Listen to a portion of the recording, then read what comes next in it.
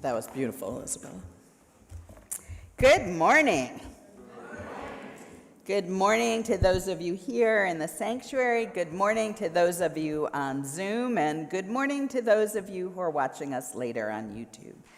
I am so happy to see you all. I'm hoping that a few more people have rested up enough to join us after last night's spectacular service auction. We had 90 people here.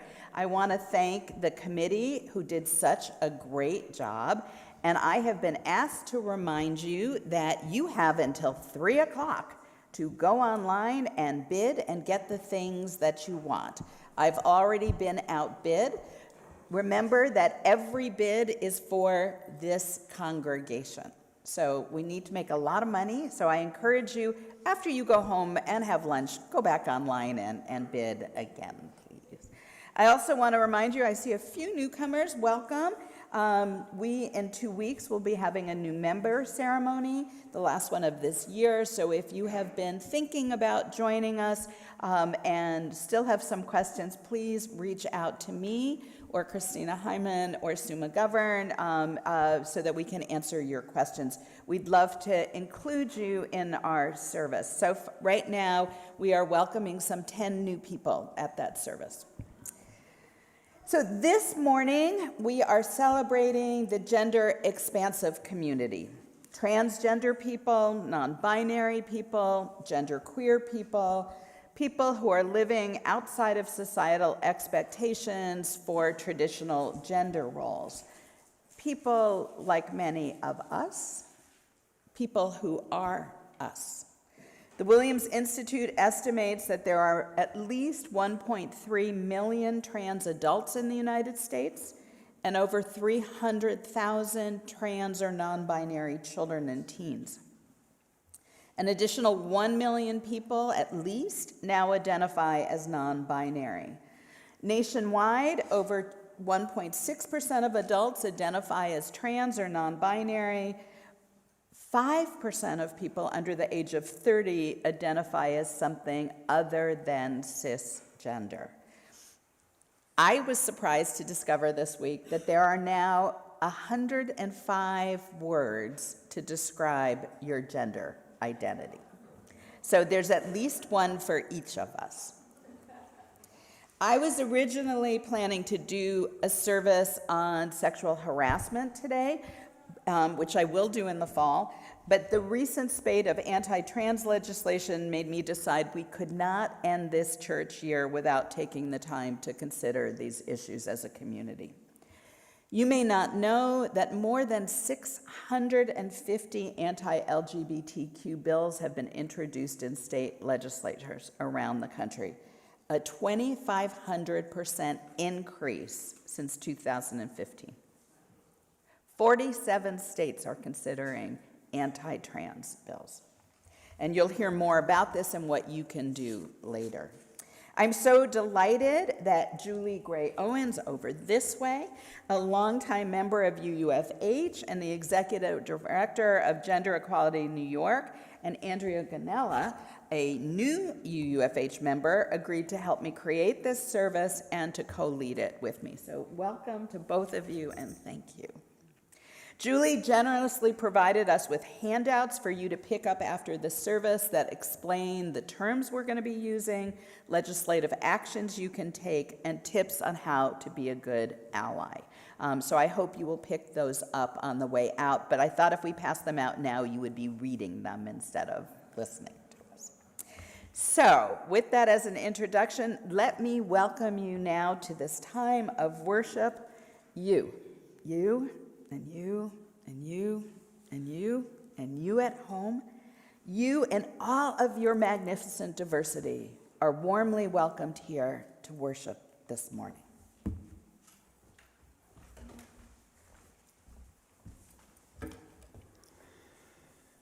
They can try to ban us. They can try to get rid of our health care. They can try to deny us housing, credit, and public accommodations. They can try to shame us. They can try all they want to erase us, but at some point, they will realize the trans community is never going away. Trans people are everywhere. Every country, every race, every ethnicity, every religion, every socioeconomic level, every period of human history. We are everywhere.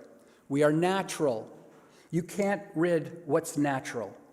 I think they know that, and it terrifies them.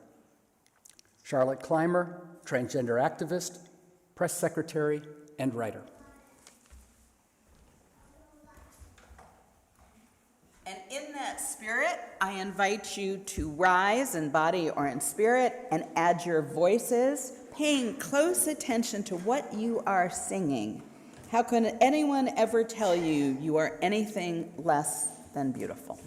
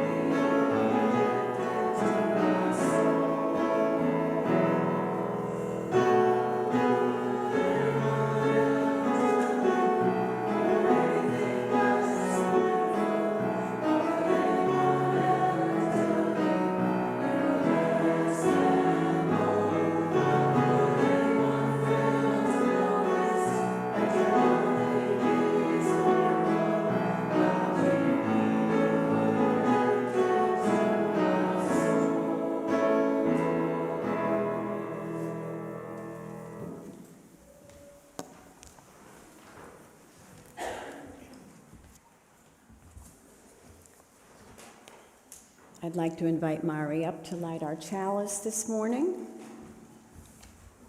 Our chalice words this morning are by trans UU minister, Reverend Juli and J. Soto.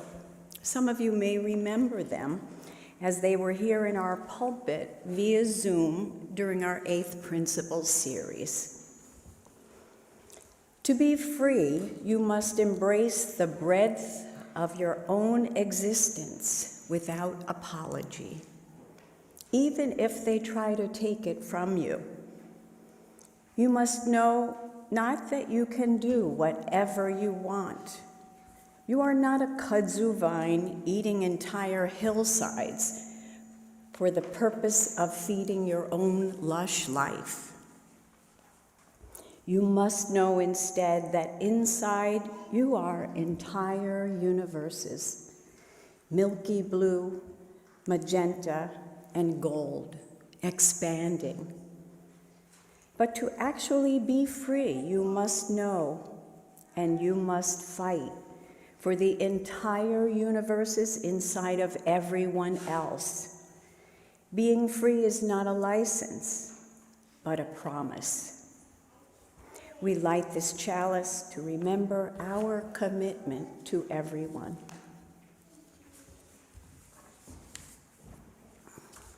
We have a few short announcements. The UUFH seeks 5 delegates for the 2023 General Assembly, our annual meeting of the Unitarian Universalist Association coming up in June. Our UUA president will be elected for the next 6 years. If you have an interest but are not sure what it entails, please reach out to one of our members who has been a delegate either in person or virtually. If you have been a delegate before and would be willing to answer some questions, please put your name in the chat this morning. If you are online, and stand up for a moment here and just wave in the main hall. Please speak to one of our former delegates. Are you free this Friday evening from 5 to 7? Come on over to the fellowship for an exciting art gallery reception featuring a local group of abstract artists. For much more information about the happenings here at the Fellowship and ways you can help beyond our walls, please see our weekly newsletter, The Flash, or check out our website at uufh.org, News and Announcements.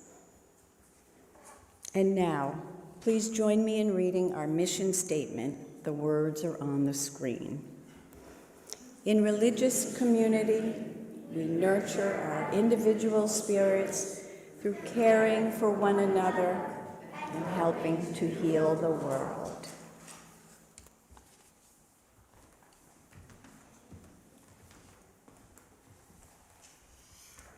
This is the time in our service where we invite you to come forward or to the back and light a candle for a joy or a concern in your heart.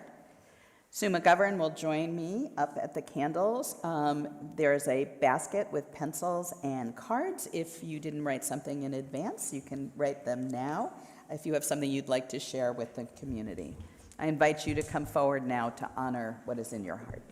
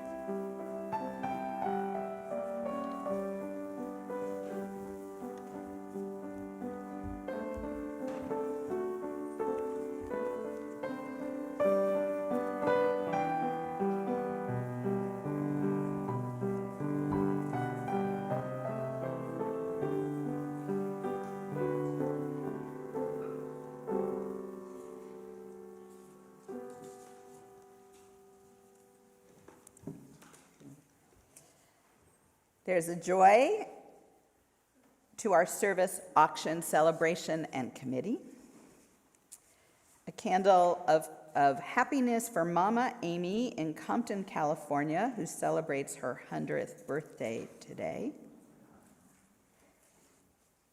A joy for Michelle and Maureen's improving health. And I ask you to hold Sharon Garfinkel in your heart, who had an accident last week and had to have surgery and is recovering now. So join with me, please, in a few quiet moments of your own meditation, reflection, or prayer.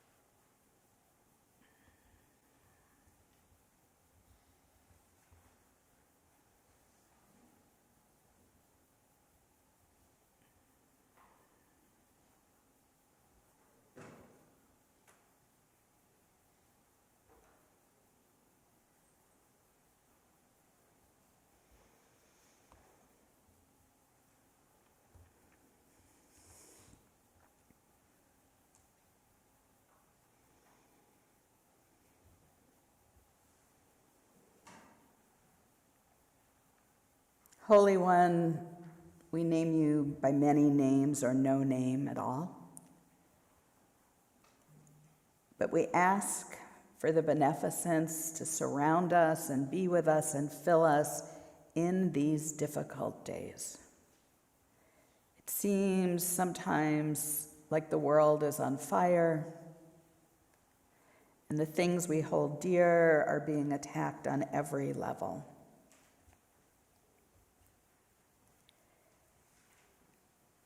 And we think about grace and the worth and dignity of every person and what we are called to do. So we ask for courage, commitment, the ability to stand up to those who would deny that inherent dignity and worth. We share in compassion those among us who are struggling with one who had a surprise accident and who is now having to deal with perhaps weeks, if not months, of recuperation. For those among us whose hearts were broken this week, whose jobs are in jeopardy or finances are difficult, who receive difficult diagnoses or continue to struggle with chronic disease. We know among us and with us there are hard times. And yet, how could anyone tell us we are anything less than beautiful? How could we not feel joy at this day, joy of a 100-year-old birthday for someone far away, for people's health who are improving, for a 25th anniversary for newcomers among us, for birthdays and new jobs and new love and new children, and all of the things that bless us as the earth returns to its glory of spring.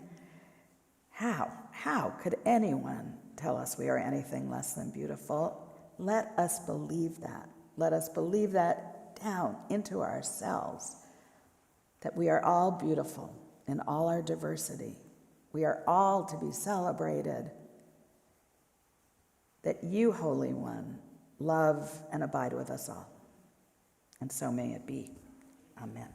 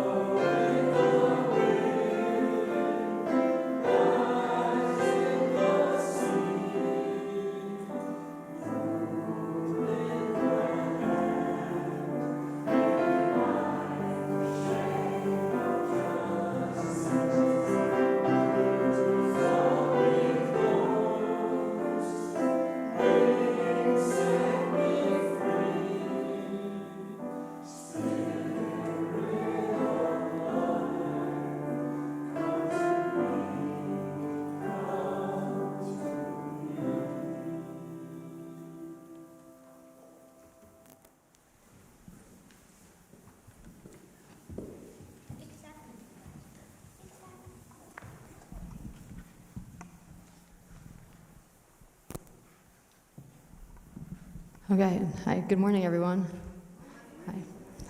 Hi. So I'm an elementary school teacher in Jericho. I teach music. So I'm going to talk to the kids mostly. I don't want anyone to be offended. My back is turned to them. My name is Andrea. My pronouns are they, them. And most of you I know because I'm also Robin's mom, and she goes to your class as well for RE. So I actually brought 3 friends with me today, and they're puppets. So I want you guys to tell me, do you guys think that this moose puppet, is this a boy or a girl? Does anyone know? All right. No? All right. What about this dog puppet? Anyone? No? Okay. And what about this princess puppet? Okay. So a lot of us would maybe look at this princess puppet and say we know for sure that it's a girl based on, what do you guys think? What do people would think that this puppet is a girl? Yeah, what do you think? Has a dress on. Okay, that seems logical, right? Anything else? All right, so what I'm going to talk to you guys about during this time for all ages is that you actually can't tell by looking at someone or what they're wearing or how their hair is if they're a boy or a girl. You can actually ask them a question, what are your pronouns? Has anyone ever heard that question being asked before? Or has anyone ever heard someone introduce themselves with their pronouns? Yeah, right, every week we actually hear at the UU, people introduce themselves with their pronouns. So actually we can go to the next slide. So if you're not sure if someone, if you want to be respectful of someone, you're not sure if they are a boy or girl, or if they're non-binary, or if they have a different gender expression, you can ask them, what are your pronouns? And some people may feel comfortable, and some people might not. You could also ask them privately when they're not with a group, if that's more comfortable. And also people may not be ready to share, and that's okay too. So do you guys want to hold these puppets for me? Okay. So has anyone ever heard of, so a pronoun is just a way to refer to someone if you're not using their name. So you guys might have heard of she or he. Has anyone heard of any other pronouns? Yes? They, them, yep, that's definitely one that people use when they want a gender expression or an identity that is not boy or girl. They want something else, so they use they, them. They also use ze, their as well occasionally. You may have heard that one as well. Those are two that are a little bit more popular. So you guys could actually go home if you wanted to today or another day when you feel ready, and you can ask your parents what pronouns they use, and they might ask you what pronouns you use. And just a way of getting used to that conversation. So maybe parents, if you guys are up for that, you can have that conversation at home with someone that you trust, or a family member or a friend. We can go to the next slide. And pronouns matter because they help people feel comfortable. So if you use someone's correct gender pronoun, they feel like they are comfortable and they're respected, and that's really important to make everyone feel like their gender identity is being respected. I think I have a few more points on that slide. Have you guys ever heard at school about a safe space?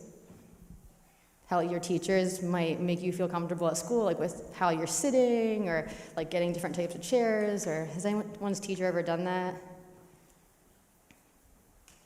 So that's like another way that sometimes we use gender to help people feel safe in their classrooms. I can go to the next slide. Actually, one more slide.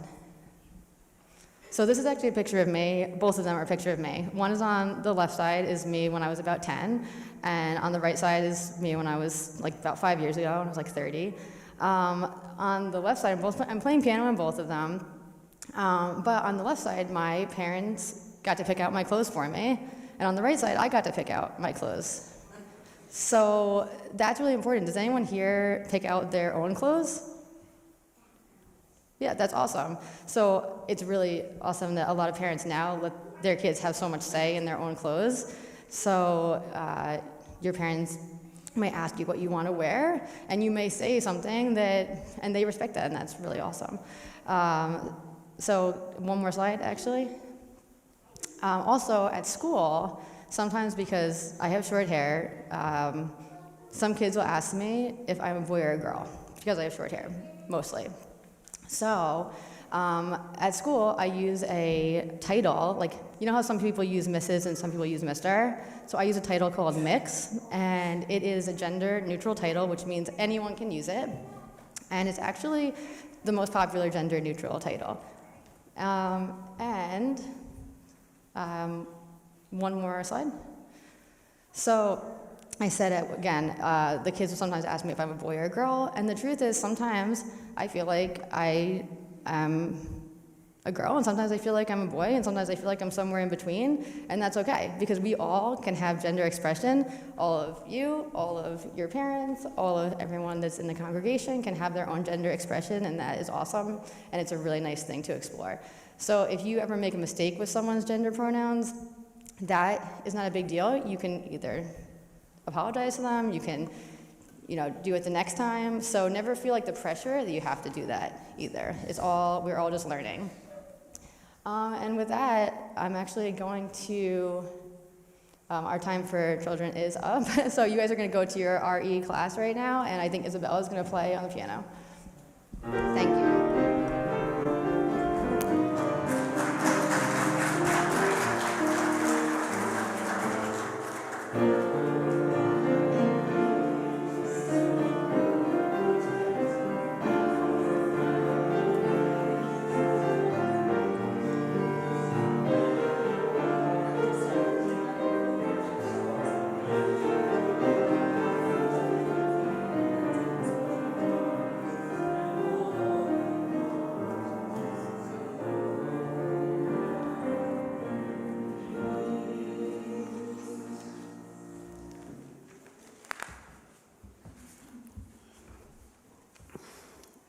This is our final Sunday for April's Split Plate, our weekly collection, which supports a local organization that shares our values, as well as UUFH.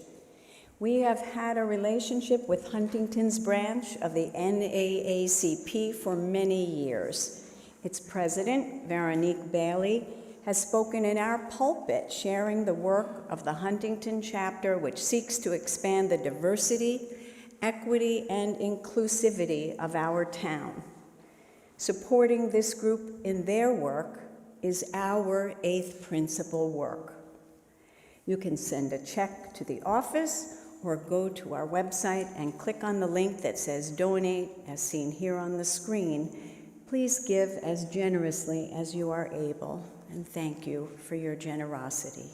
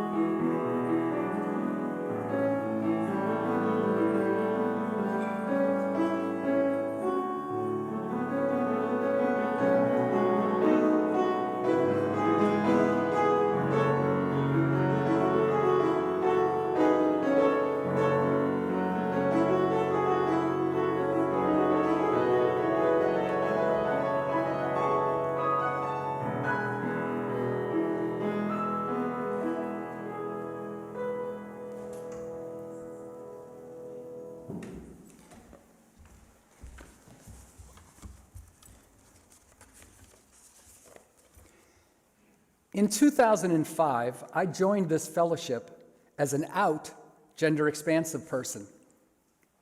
Today, I will speak about steps that we can take as a congregation to become more welcoming and inclusive to members of my community and the larger LGBT community.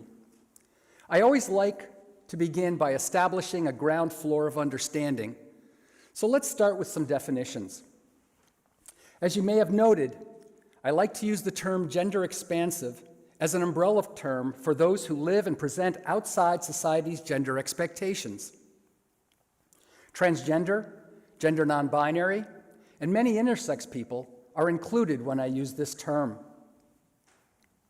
Welcoming means behaving in a polite and friendly way to a guest or a new arrival. And inclusion means ensuring that everyone feels valued and respected as an individual. I will speak about 3 specific types of steps to be taken in order to truly become welcoming and inclusive. The first is what we can do as individuals. The second is the way we do our spiritual business collectively as a fellowship. And the third is the physical building and the grounds. Let's start with those steps we can take individually to support gender-expansive people. Learn and understand terms and concepts related to being transgender, gender non-binary, or intersex. If you have questions, don't wait to ask a community member, look it up. Read articles, watch videos, and follow advocacy organizations on social media. Understand that everyone has the right to define their own gender and sexual orientation. That includes creating, defining, and using new labels that provides a sense of self and a concise way to express their identities.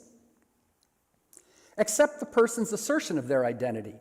You don't have to understand someone's identity to respect it. View being gender expansive as a positive identity rather than a tragic or confused situation. View being intersex as a positive, natural, biological variation rather than something abnormal or disordered. Understand that intersex people have healthy bodies that happen to look or work a little differently. Use language and behavior that is appropriate to the person's gender identity by addressing the person by their chosen and preferred name. Understand the very personal decision of choosing a new name is part of our transition process. By naming yourself, you proclaim to the world that this is who you are, and please, never ask us what our real name is. Use the pronouns that the person prefers. If you don't know what pronouns to use, ask. Understand that the pronouns she, her, hers, and he, him, his are gender-specific pronouns, and that non-binary people may wish to avoid these labels and want to be referred to by using gender-neutral pronouns. If you make a mistake on a name or a pronoun, quickly apologize and move forward. Don't overdo it. Use gender-neutral language. They are not feminine hygiene products. They are simply hygiene products, since trans men and many non-binary people use them. Never out anyone. Some keep their identity private to shield them from potential violence. Understand that everyone has a right to make informed and educated decisions about their own bodies. Be careful and considerate about what questions you ask a gender-expansive person. Off-limit questions include their birth name, where they are in their transition, their medical history, and their sexuality. Shut down negative talk or dehumanizing language that refers to our community. Call out bullying, hostility, intimidation, and discrimination. And most importantly, get political and show up for our community. We need the power of your numbers. In the back room, as was mentioned, I've created an information sheet with a list of current legislation that we are working to pass. The issues range from the treatment of trans people who are incarcerated to issues our kids are facing in unfriendly schools. I have also provided an information packet, which is located again at the back of the room, for those who may be interested in learning about concepts and definitions used to discuss gender. Now let's talk a little bit about some of the ways we do our spiritual business. First off, let's make sure everyone's name badge shows their personal pronouns. This makes it easier when being introduced to a newcomer and has a positive effect during an initial contact. All staff and committee emails should also include pronouns near the email signature line. Reverend Debra has her pronouns shown clearly on all her emails. Someone at the fellowship needs to review all registration forms used when new people want to join our congregation. Again, we need to look at terminology. We need to look at making sure that the information is presented in a gender-neutral way. Allow everyone to use the bathroom that is consistent with their gender identity or where they feel the safest. The decision to mark the fellowship's single-stall bathrooms with gender-neutral signs is a positive step that you should feel good about. If you feel uncomfortable using the multi-stall bathroom while a gender-expansive person is using it, please use the gender-neutral bathrooms.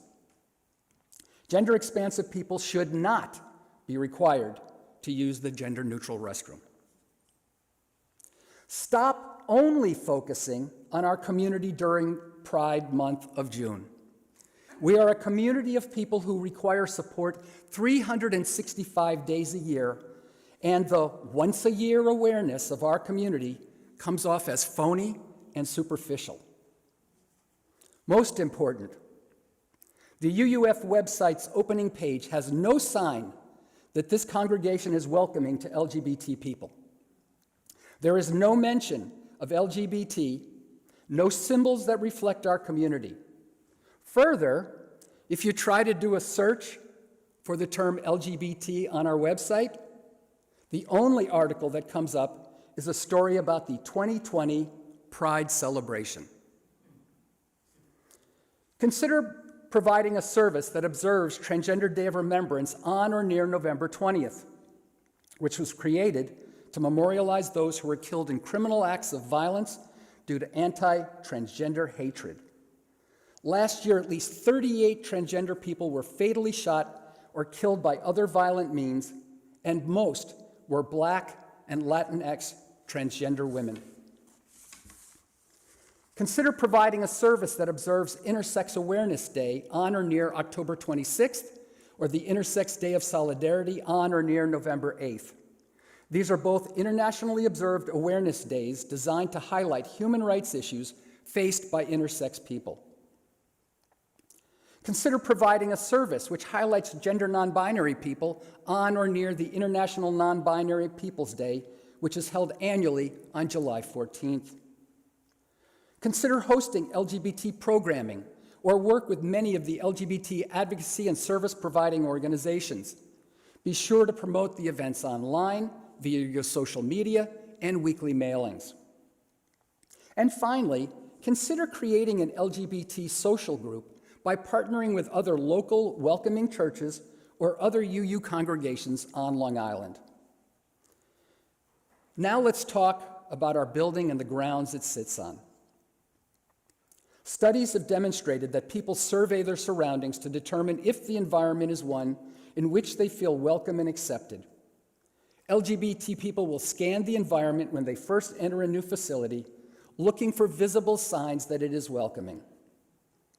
Unfortunately, we are weak in this area. The only visible sign that we might be welcoming is the rainbow sign outside the fellowship offices. I don't know if you've really looked at it, but it is a mashup of many different ideas forced into rainbow stripes that get progressively smaller rather, as one reads down the sign. On the top rainbow stripe, the first line says, "Love is love." Okay.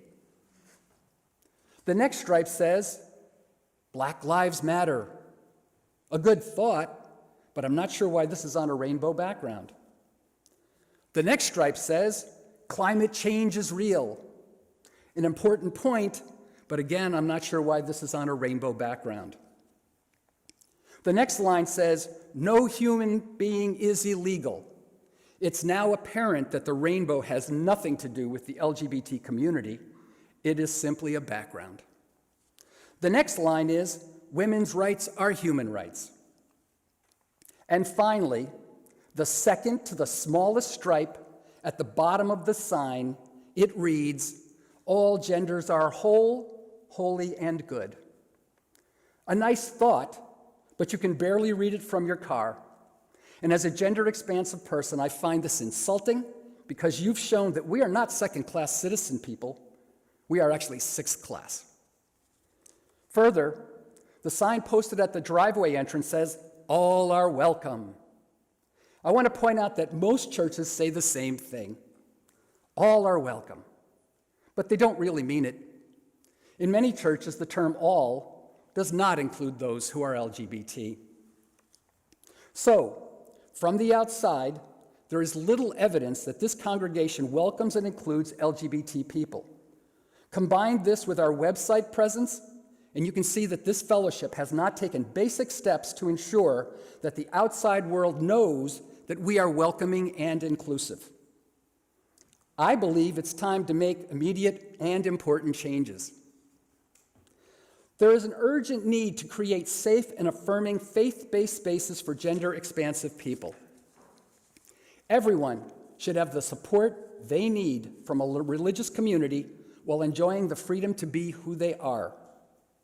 Gender-expansive people need and deserve the opportunity for religious and spiritual exploration while having their identities valued. Your care and sensitivity can create a setting of respect and trust for a community of people who face constant bullying, hostility, intimidation, discrimination, and violence.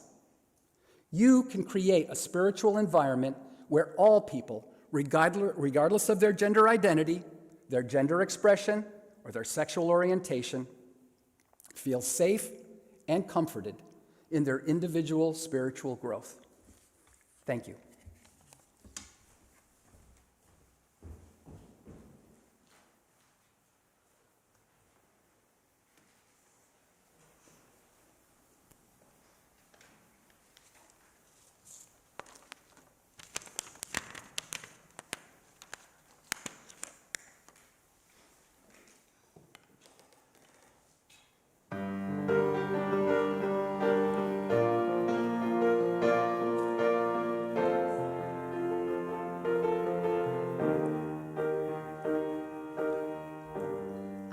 Stranger to the dark, hide away, they say, we don't want your broken parts. I've learned to be ashamed of all my scars. Run away, they say, no one will love you as you are. I won't make them break me down to dust. I know that there's a place for us, for we are glorious. When the sharpest words want to cut me down, gonna send a flood, gonna drown them out. I am brave, I am bruised, I am who I'm meant to be. This is me. Look out, 'cause here I come. Marching on to the beat I drum. I'm not scared to be seen. I make no apologies. This is me.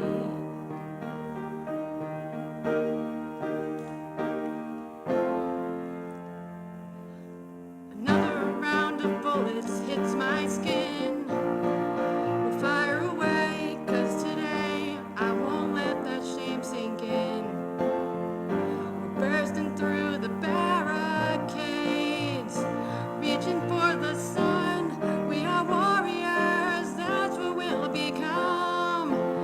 I won't let them break me down to dust. I know that there's a place for us, for we are glorious. When the sharpest words want to cut me down, gonna send a flood, gonna drown them out. I am brave, I am bruised, I am who I'm meant to be. This is me. Look out, 'cause here I come. Marching on to the beat I drum.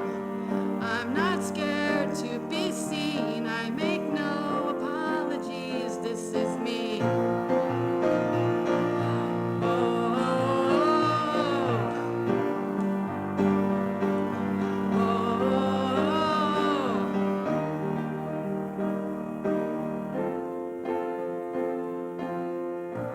And I know that I deserve your love. There's nothing I'm not worthy of. When the sharpest words want to cut me down, gonna send a flood, not gonna drown them out.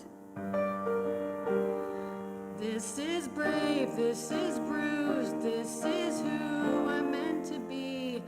This is me.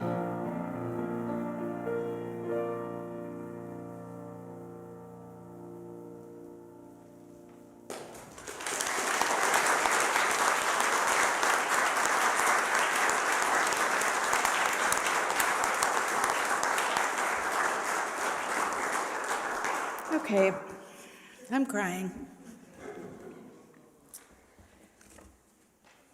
An open letter to the gender expansive community.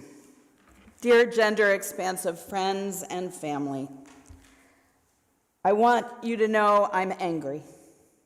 I'm angry about what is happening to you, and I'm angry because attacks on your rights are part of a coordinated Christian national attacks on all our rights.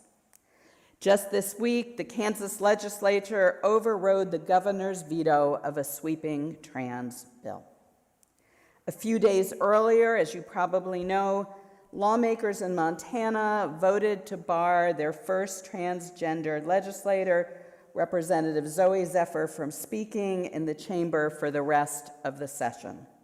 Their reason? She spoke out fiercely against an anti-trans youth bill. The governor signed it on Saturday, despite the pleas of his own non-binary adult child.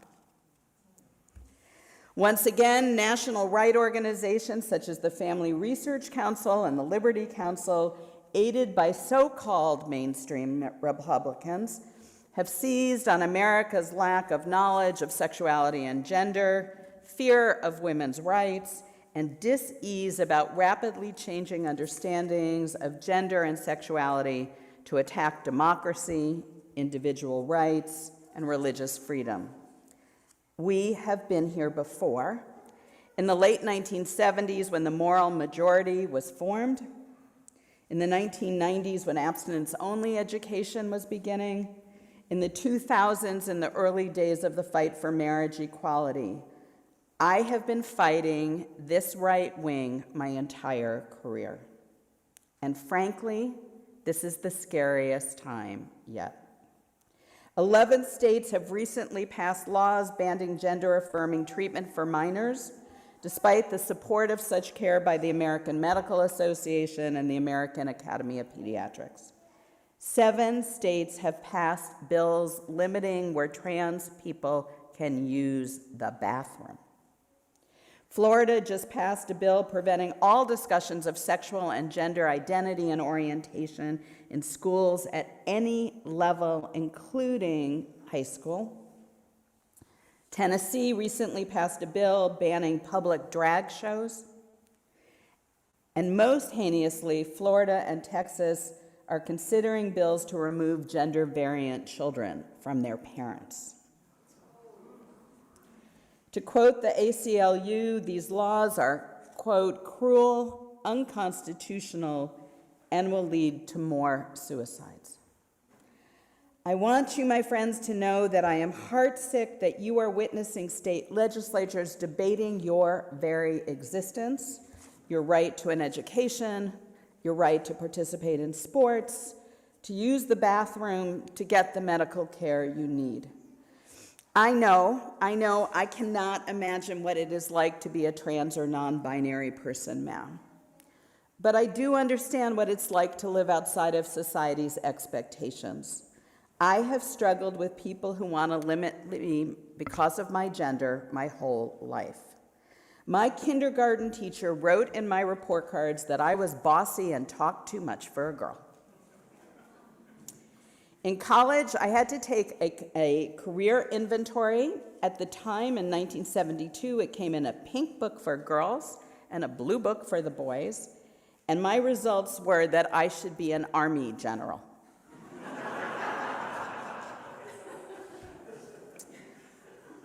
During my psychological evaluation for ministry, the social worker told me that I skewed too male to be an effective female minister.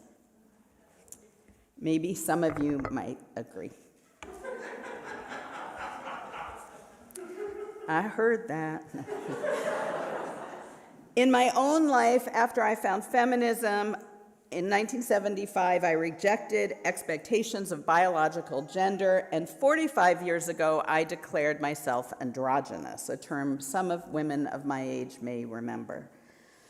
I am playing with, thinking about, struggling with whether I should be adopting she, they pronouns to indicate that I reject the gender binary when it comes to roles and expectations based on my biological sex. Yet, I want to be clear to you, my trans expansive community, I understand my privilege as a cisgender person. Despite challenging gender norms in my professional and personal life, I have never had to worry about being killed or jailed because of my gender identity. I have because of my work on abortion, but never because of my gender. And I regularly worry about my own child's well-being and safety. Slide, please. My youngest, Gray, in the front with the red hair, is non-binary, and their partner behind them is a trans-masculine person. Gray, next slide, is also known as Mama Celeste, one of the best-known drag queens in the East Bay. They are the co-founders of Oaklash, a queer performance festival that takes place every May. They're in their 5th year. And they have also, with Beatrix Lahane, created something called Rolling with the Homos. Next slide. Where people come to rollerblade with drag performers of every possible kind. It's on the last Sunday of the month if you're ever in Oakland at the Oakland Commons, and it is a really fun afternoon. Next slide. This is Gray and Beatrix Lahane at the latest Rollin' with the Homos. And is my child gorgeous? Next slide. I have learned so much from Gray and their drag family. Last year, my beloved Joel and I attended Oaklash as volunteers, and we were so moved by its inclusiveness, its radical welcome, and its commitment to diversity of all kinds. There is such love and joy in that community that it models the type of world I want to live in. End slide. Oh, go back to that slide, I guess. We needed it. Fine. You just can keep looking at my beloveds, all of it. But I want to confess to you, and I want to lament to this community that even as a sexologist, I had to struggle with understanding the beauty of my child being part of the drag community, and I struggle regularly with keeping up with changing language. I am deeply sorry for any hurt that I have caused. I want this community to know that I am committed to speaking out against anyone who tells you you are anything less than beautiful, worthy, and loved by God. I will work and am available to help people from states like Florida, Texas, and Kansas relocate and get medical care here in New York. I will advocate for all parents' rights to protect and nurture their children, especially the parents of trans children and the parents of pregnant teenagers who want to support their children's access to medical care. And if that means getting them to New York, you all, we're going to get them to New York. You can clap.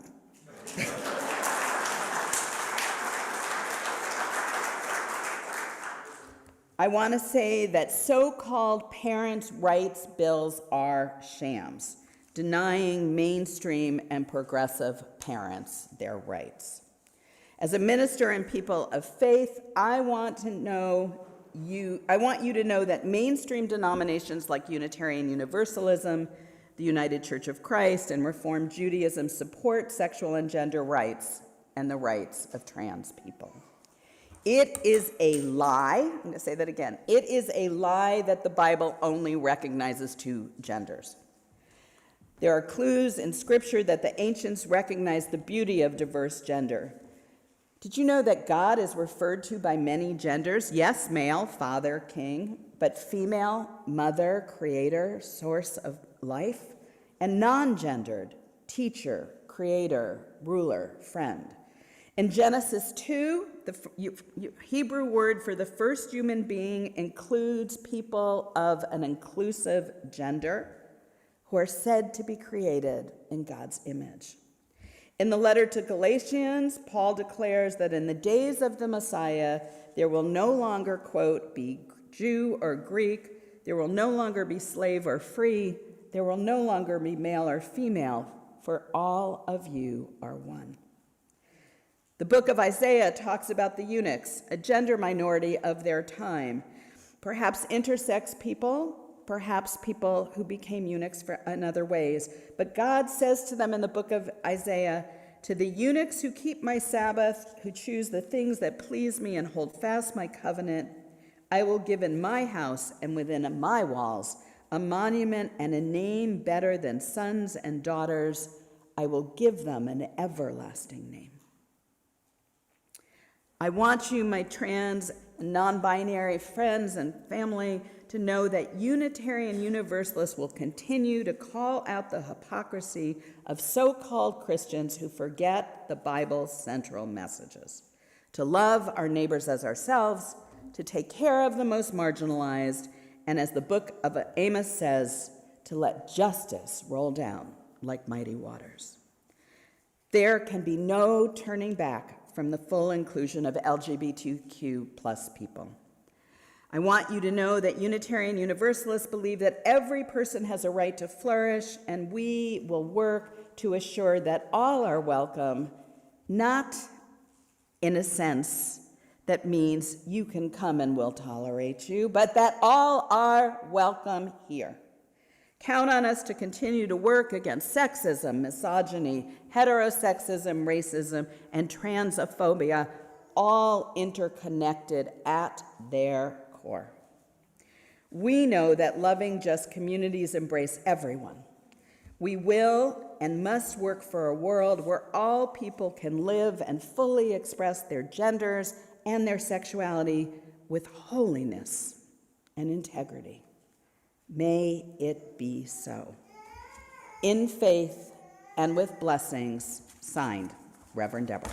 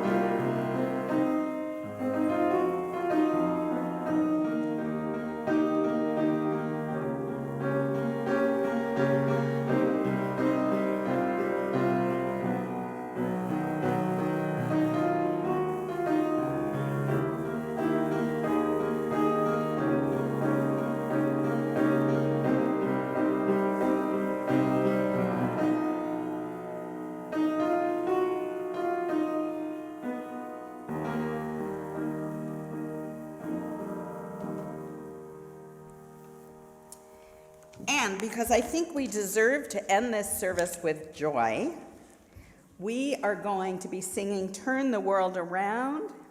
Jen and somebody else are going to help pass out some music makers.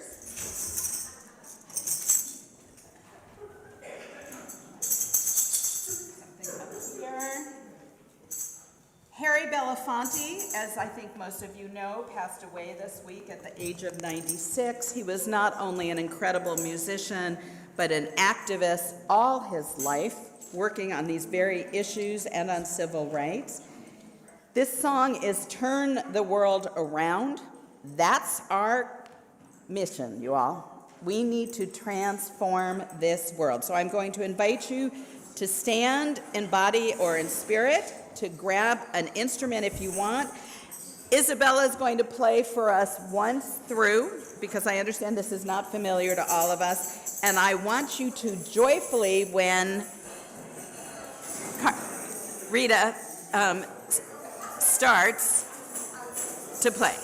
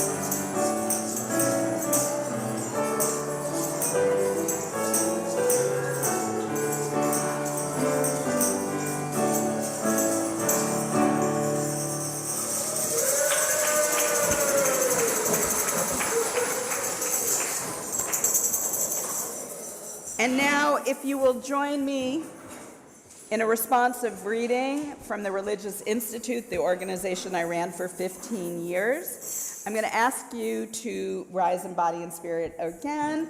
You are the italics in this, and I ask you as you read these lines to commit them in your heart. We are grateful for the gift of our lives and the gift of other people in our lives. We are called to love one another and to do nothing to others that we would find hateful to ourselves. Our common life is enriched when queer, transgender, bisexual, lesbian, and gay people can come out, sharing the gifts of their sexual orientation and their gender identities.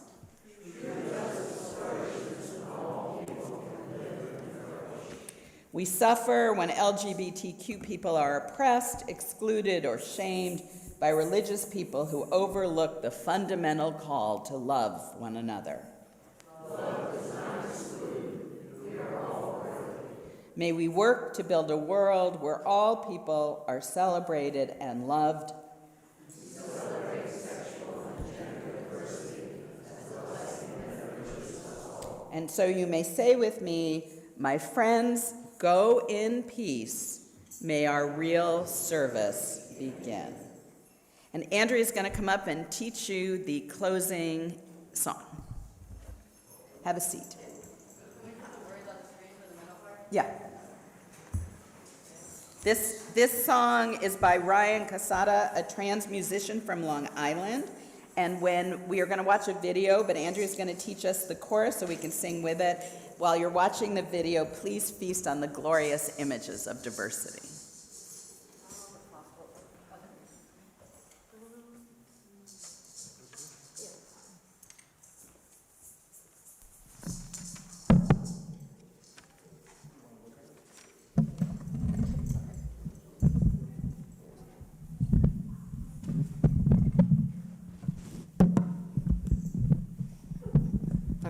You got it now.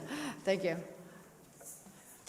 So there's a part that the melody goes for this. Sorry, I can't read it. So we're taking the streets, we march, brothers, sisters, siblings in arms, and we're raising our voices, we march. the main part. Then it goes, this is the part you guys are gonna repeat. Deb, go back a slide. Yeah, I think we need to go back a slide, I'm sorry. Can you go back another slide? We don't have, that's all we have. Oh, that's all we have, okay, cool. So you were saying, we're raising our voices, we speak from the heart. It's a little bit complicated, so it goes, let's just do a simplified version. We're raising our voices, we speak from the heart. Same melody, next part. And we will keep marching till freedom is ours. And then it changes a little bit, it goes, we're stronger together than we are apart. Stronger together than we are apart. Stronger together than we are apart. Obviously a very musical crew. I think that's good right there. Definitely easier than teaching 5th grade chorus. Okay, well, sing with gusto as you are able. All right. Now, Deb. Yes, I'll take the camera.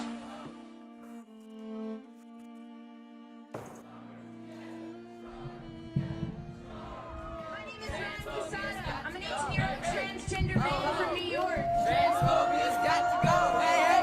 I'm here to bring visibility to the transgender community. In the words of my hero, Harvey Milk, I'm here to recruit you.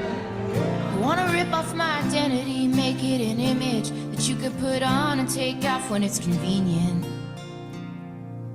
But I've been living this way for years. It's not something that I think of much, except when it's thrown in my face in the form of a sucker punch.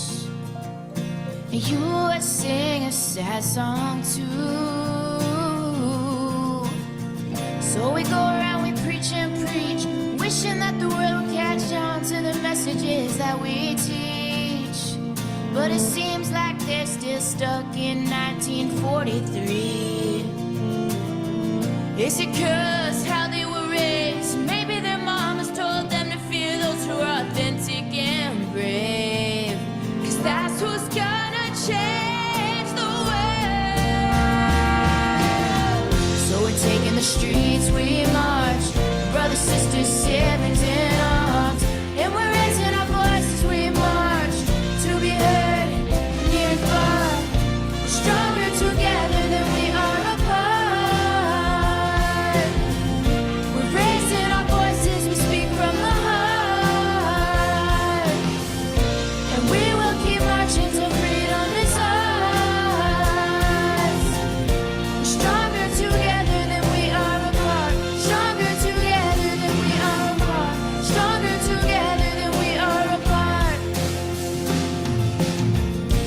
Plaster our look in the media, call it edgy, it's trendy, but we're not your commodity. When we've been struggling for safety for all this time, with a hot topic selling magazines, but we're still picked last and we're kicked to the streets and our youth need relief.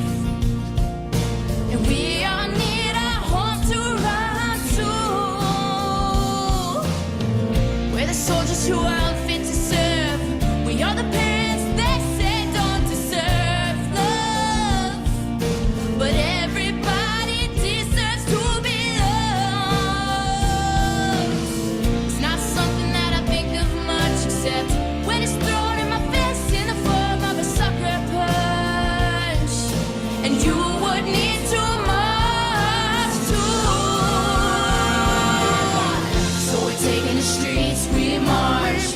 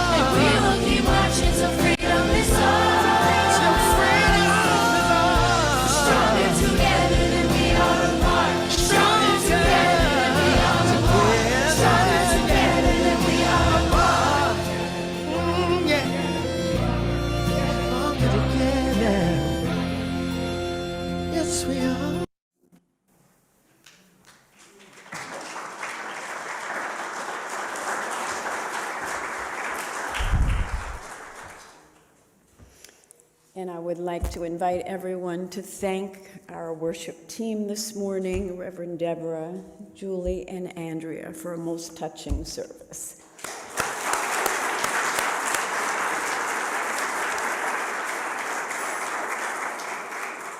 We thank you for your education as well as your challenges. Have a wonderful day to those of you who are tuning in virtually. Coffee and conversation awaits those of you who are here in the main hall through our back doors. Please greet our worship leaders as you leave the congregation and join us in the social hall.